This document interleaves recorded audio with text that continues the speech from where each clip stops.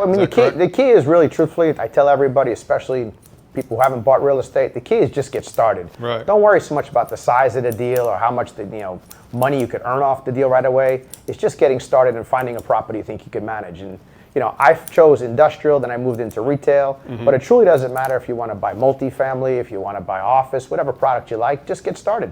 Okay.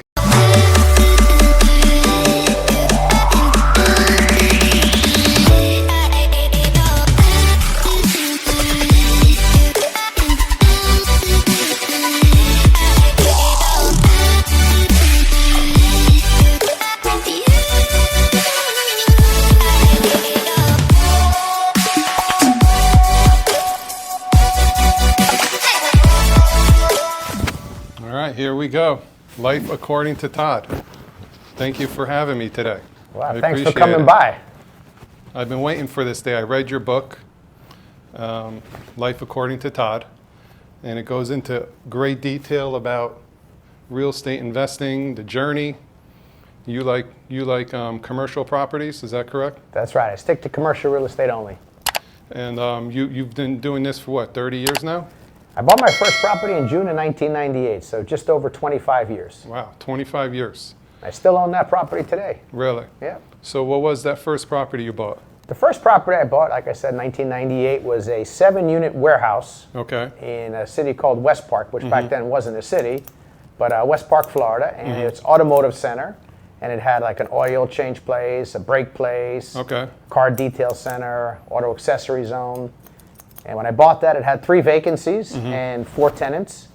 And I released the 4 spaces back to the tenants because their leases expired because there was a foreclosure on the building. And got new tenants for the 3 spaces. And I bought it in June, and in December the same year, refinanced it, got all my money out, and was back in the races looking for the second property. So that's how you started? That's it, yep. So the key is to gain equity in the property. Yep. And then go back and reinvest, or refinance, then reinvest. Yeah, I mean, the key is really, truthfully, I tell everybody, especially people who haven't bought real estate, the key is just get started. Right. Don't worry so much about the size of the deal or how much money you could earn off the deal right away. It's just getting started and finding a property you think you can manage. And I chose industrial, then I moved into retail. But it truly doesn't matter if you want to buy multifamily, if you want to buy office, whatever product you like, just get started. Okay, so just get an idea. How many units you've acquired over these years? Well, now we have several thousand tenants. We've been doing this for 25 years. But the truth is, people ask me this question a lot. When I started out, did I expect to grow this big and own this much real estate? The answer is no. I started out trying to find the passive income and what now is the famous word everyone refers to as cash flow. And I just wanted something to give me some retirement money one day, even though I was only 25 at the time. Right. And over the years, I just kept on assembling more properties and buying more properties and using the money from the real estate to improve my real estate and buy more. And fast forward to today, and we own several million square feet of real estate now. Okay, so what stops a lot of small-time investors like trying to get into the investing world is money. And how do they invest if they don't have that kind of money, or interest rates are high now, and they don't know what the future is. And based on my experience in real estate investing, there was never a good time. Right. I started investing in 2003, and that wasn't a good time. Right. Then 2005 and 8 came. That wasn't a good time. Then 2010, there was no lending. That wasn't a good time. So how do we break those barriers of that myth? Well, not to go against what you're saying, I think every time is a good time. So I think, anyone can give you a reason why you could or shouldn't do something. But the bottom line is, if you look at real estate as a long-term investment, not so worried about what's going to happen in 6 months, 6 years even, it's always the right time to buy. The key is to find the property you like and that you want to own for the long haul. Gotcha. But ultimately, it's always the right time to buy, because even if you had bought properties in 2007 at the peak of the market, and the market cracked in 08, went down in 09, 10, 11, if you still own that property today, at least I know in my markets in Florida, the state of Florida, I know one thing for sure. It's worth a lot more money today. Absolutely. You just had to hang on. Even if you bought just 3 years ago, right, when rates were half what they are now. That's right. Investors are doing very well right now. They're doing great, and interest rates have gone up, but historically speaking, if you're looking back over, 50, 60, 80, 100 years, interest rates are very cheap. I bought my first property and the interest rate was 10%, and when I refinanced it was 9%, and nobody could believe I was in a single digit. Now, we got spoiled at 3% interest rates, and that's not coming back anytime soon. So you gotta find a new path so you can buy real estate. Gotcha. So do you believe in this phrase, marry the property and date the rate? Oh, that's a good one. I never heard that. Marry the property, date the rate. I actually like that. That's great. That's a good one, right? That's a great one. Because that's how you have to look at the property now. You have to date the rate. You do. You're right. The rates are temporary, and they're going to go up and down. And if you're going to own the properties like I do, which is a timeline of forever, you're going to have multiple loans, and they're going to be different rates. I had a lot of rates that was 7% that I refinanced in the 3s. Right. And then they come back, and when I refinance them in a couple of years, maybe I'll be in the 5s. I certainly don't think I'll be in the 7s or 8s in a few years, but who knows? So tell me, what was your most favorite property you've purchased recently, and why? My favorite property I purchased recently. Yeah, that's another good question. I guess my favorite property I purchased recently was, here, I'll give you an example. In the last couple of years, last, say, 2.5, 3 years, I purchased around 700,000 square feet of retail space, and I purchased 10,000 square feet of industrial space, because industrial has been virtually impossible to buy. Okay. But I bought this building, and it's a local building to my office, because I had a bunch of interns here. And I wanted to prove to them you could buy a building that a lot of people thought maybe didn't make great sense, but you could buy this building, renovate it, use grants from the city, this was the city of Hollywood, fill it back up if you had to, or sign leases at higher rates, and have a great property. And that one we bought in Liberty Street over here in Hollywood, Florida. And I paid, I think, $1.1 million for the property. Got a grant from the city of Hollywood for $50,000 to change all the storefronts and doors and garage doors. Painted the building, cleaned it up. Most of the tenants stayed. I think there's 5 units, 4 of them stayed. 1 was a new tenant. And the property, I wouldn't sell it today for $2.1 million. And the reason it's my favorite isn't the profit or isn't the fact that it worked. It's the fact that I had 6 interns come along for the ride. And every time these interns come, I show them that one property and they see the cash flow. And I said, if you had done this deal at your age, and these are 17, 18, 19-year-old kids, they could retire. Okay. So there's a lot to unpack right there. Yep. There's a lot to understand from what you did. Number one, I want to ask you this first question. A broker brought it to you, right? No, it was listed by a broker, but they didn't bring it. It was listed by a broker? How long was it on the market for? It was probably on the market for 3 or 4 months. Okay, so when you first buy a property, do you enter it with a vision? Yes. And that's the reason why you move forward on it, or would you or do you have another model that you follow? My model is exactly what you said first. It's a vision. I'm more concerned with what the property could be than what it is today. Okay, so you never anticipated that it was going to be a $2 million property, did you? No, I knew it'd be worth a lot more. Right, but you don't have that fixed number in your mind going into it. That's right. I'm not exactly concerned with what the exact number will be, as much as I'm concerned with whether I could rent it and get rents. Right. The actual valuation of the property means very little to me because it doesn't really do anything for my ego, and I don't intend to sell it. So if it's worth $2 million today and $1.7 million tomorrow and 2.6 the next, it really means nothing. Gotcha. That's the beauty of real estate, is that you don't see it every single day like a stock portfolio, so it doesn't mess with your head. Okay, so when you first look at the property, do you look at the numbers first, analyze the numbers, and do you get hung up on a cap rate? No. Up front? So you're going into this as a value add situation.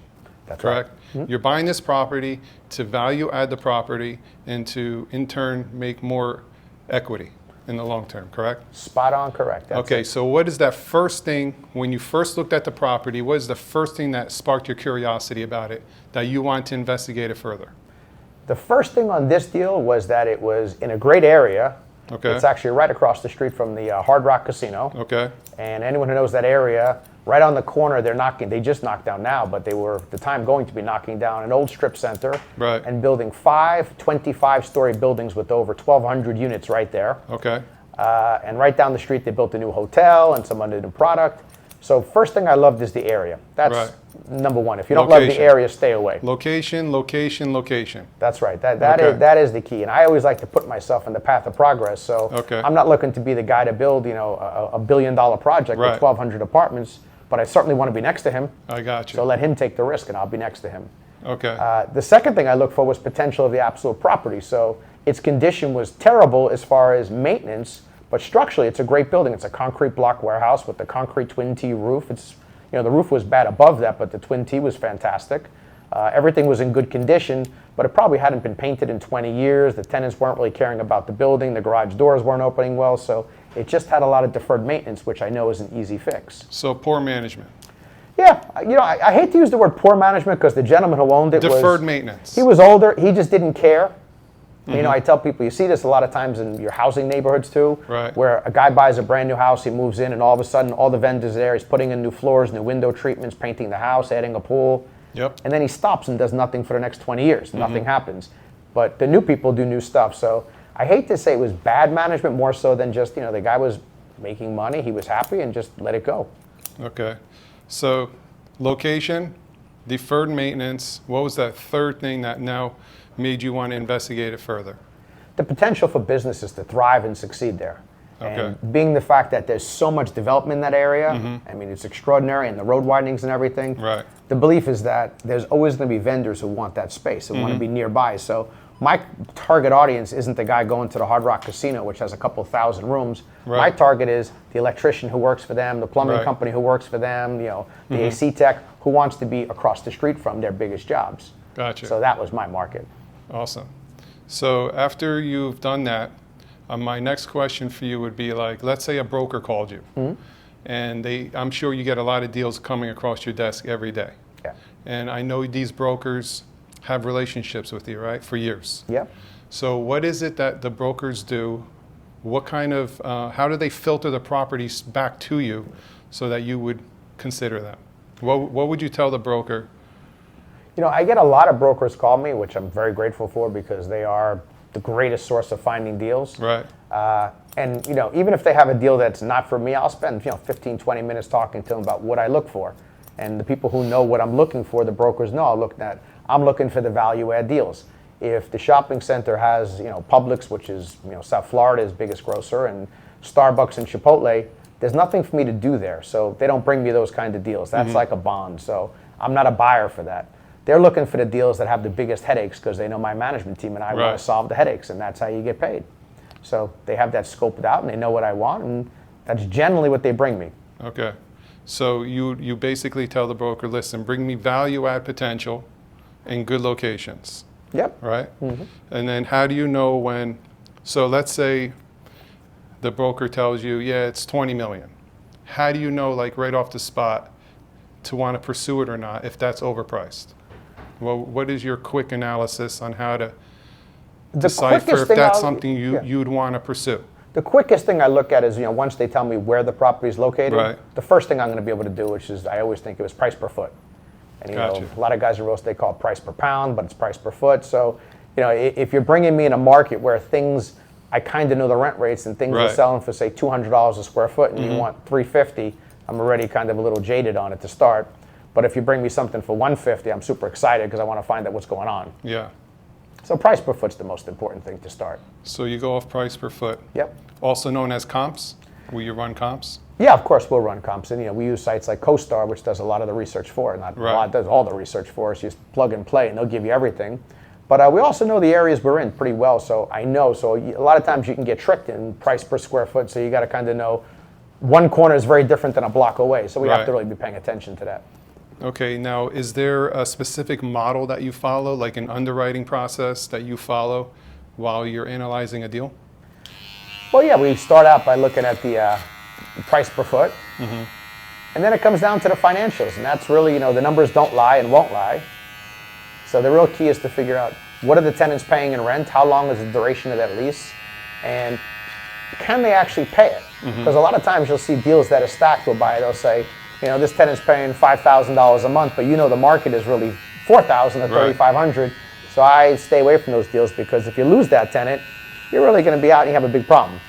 So I'm looking more for the tenants that are under market that are paying $3,000 in a market I think if I improve the property, I can get $4,000 or $5,000 for.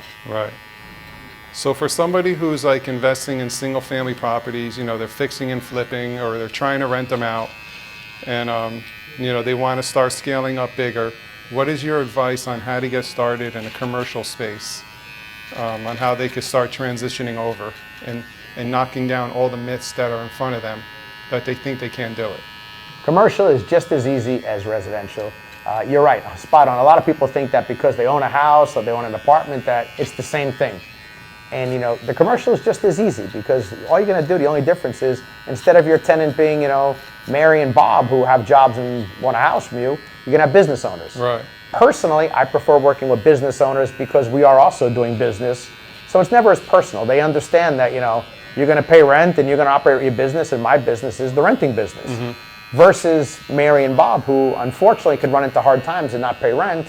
And then it becomes very personal when you got to kick Mary and Bob out and evict them, and it's Christmas time and Mary and Bob have 3 kids. It gets very, very personal. So the commercial arena is very easy. It's just the same as residential. So there's really no real roadblock holding people back.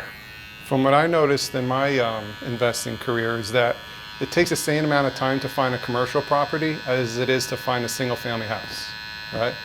Same amount of time, same amount of energy, same amount of everything. Yep. So it really doesn't make sense. If you want to go into commercial, then that's a choice you would have to make. It's just a choice. You're exactly right what you said. It's just a choice. What I believe you got to do is find the one you love. Right. And like I said, me personally, I don't ever want to have to evict Mary and Bob. I don't have the stomach to do it, so it's not for me. But in a commercial arena, if you have a tax office or a chiropractor and they're not making money, they're generally ready to move on their own. So an eviction's not necessary, because if they're not making money, they're ready to give you the keys back and move on with their lives. When people don't have money in a residential setting, they're not going anywhere. They don't have the money to move. If they did, they'd pay the rent. Yeah. So I think the biggest takeaway from our conversation is, you said, make sure you find something that you love. Yep. Also known as, make sure you have a vision. Yep. Because that vision is going to take you through good times and bad times, right? Is there a time when you ever bought a property that you went through really bad times on, but you held in, and then you succeeded in the end? Yeah. Oh, yeah. I can tell you, we bought a lot of properties in 06 and 07, and when 08 and 09 hit and things were hard, it got really tough. Right. It's very personally grueling, too, because not only are you struggling as a real estate investor, on top of that, your tenants aren't doing well. And the economy was really bad, and, you feel terrible because these people are giving it their all. And for the most part, our tenants, I'd say 80%, are mom and pop. And what I mean by that is it's a regular small business owner, and these people are working harder than ever just to survive. Yeah. And, I'm very grateful for all my national tenants, but if the national tenants' doors close at 9 o'clock, they go home. Right. I mean, I have some nail salons that were open until 11, 12 o'clock at night just to do business. I mean, barbers like yourself, staying open late, working on Sundays just to grind so their families could eat, which is why I love the mom and pop model so much, because they'll do whatever it takes to survive. Exactly. They're the backbone of America, right? They absolutely are. They don't get enough credit for it, but, they really are. A lot of attention goes into, the big brands and all this, but really, it's the small businesses that really are the backbone. You're spot on, right? Well, I got a little scary for me because my barbershop in New Jersey was shut down for 90 days during COVID. Yep. And without having real estate as my backbone, I don't know what I would have done. Yeah. I have 3 kids at home. I have a wife, and my business is closed down. And if that was my primary source of income, that would have been a problem. It would have been a huge problem. That's why I'm so for small business owners to have some sort of, passive income. It could be real estate, could be whatever you want, but as long as there's something back there supporting you when you're not working. You're right. Do you agree to that? I agree entirely. That's how I got started. I was a stockbroker, and commissions were great. I was a young guy, but I realized the same thing. If I didn't earn a commission, I didn't get paid. Right. So I started looking for cash flow, and it wasn't only going to be real estate. I was looking at everything. I tell people, I looked at ATM machines, I looked at payphones, which thank God I didn't invest in that one, but I was looking for anything that could pay me while I slept. And luckily, I chose real estate and got addicted. Yeah. So it doesn't matter what industry you're in. You could be a service provider like barber, nail salon. You could be a lawyer. You could be an accountant. You could be anything, right? Absolutely. So, if there's a day that you're not able to go to work and there's no income, you should have a plan B. You got to have a plan B. And, I know a lot of people that I've met over the decades of doing this business, and they'll tell me, they were a veterinarian and they decided to buy the building where their practice was going to be, and it had 5 stores and they were going to use one, and they didn't retire because they're veterinarians. They retired because they moved out, sold their practice, and rented all the stores and collected rent. And, and whether they're accountants, veterinarians, whatever they are, the real estate will put you into retirement. Yeah. Other than that, it's just a job. So the cash flow is a cherry on top. What about all the tax advantages small businesses could take advantage of? Oh, yeah. So if you're a high net worth, if you're a high income W-2 earner, you ought to be in real estate and depreciating it, right, against your W-2 income. There's so many benefits to real estate that everyone focuses on the cash flow. And to me, I don't use the cash flow. I just use it to reinvest in more deals. to me, the greatest, the most fun one ever is watching the property pay itself off. Yeah. It's not even the tax advantages, which are great because my accountants do all that for me. Right. It's literally looking at your properties month by month and watching all these loans get paid off. Yep. And at this level I'm at, it's huge numbers. But even if it's a small one, you're paying off a $500,000 note over 20 years. You look at it once a year, you realize like you're getting rich. Yeah. And, oh yeah, by the way, the property is also appreciating. Maybe not Exactly. every year as much as the other years, but historically it's going to appreciate at a 7, 8, 9% a year. Exactly. So you're paying a property off, it's appreciating, you're getting tax benefits and cash flow. To me, I'm hard-pressed to find anything better than real estate. That's correct. And what's great about it is it keeps up with inflation.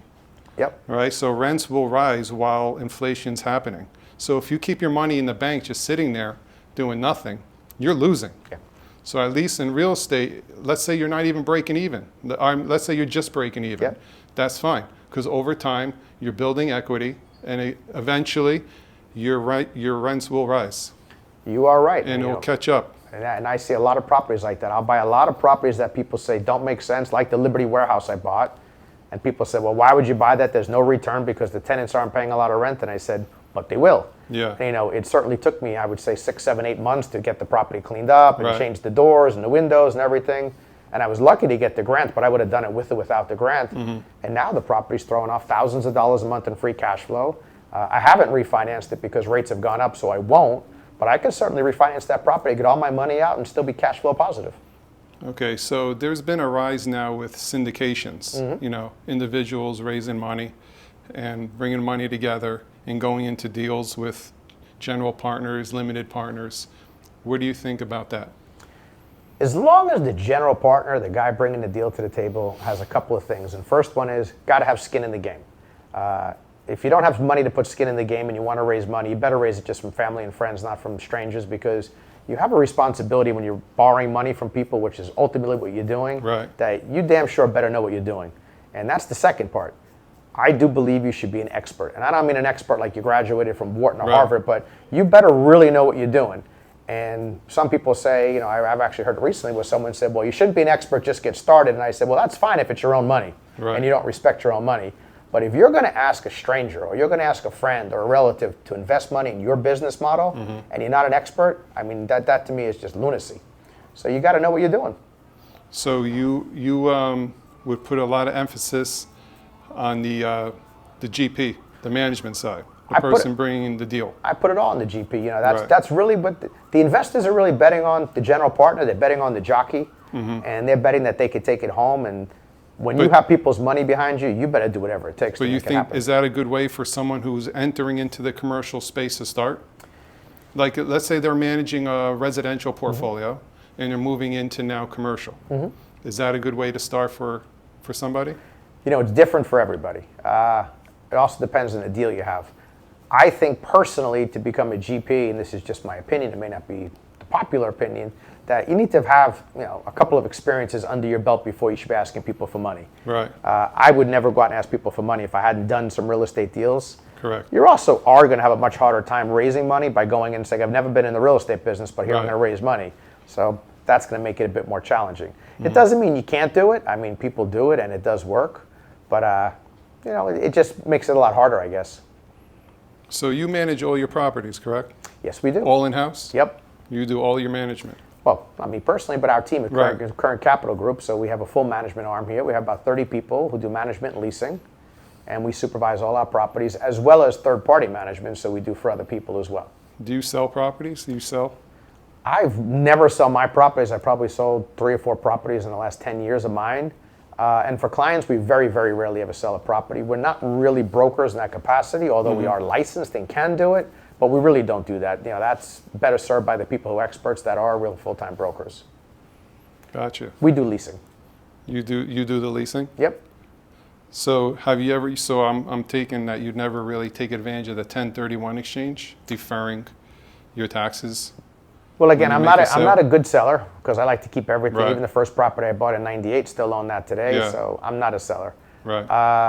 1031s are great if you can get them. I think a lot of people overpay for the second property because they think they have this tax advantage, and to avoid paying taxes, they want to roll it over, and they buy something that they wouldn't have bought otherwise. Right. And I don't think you should ever buy a property based on your taxes. It's okay to pay the taxes. Gotcha.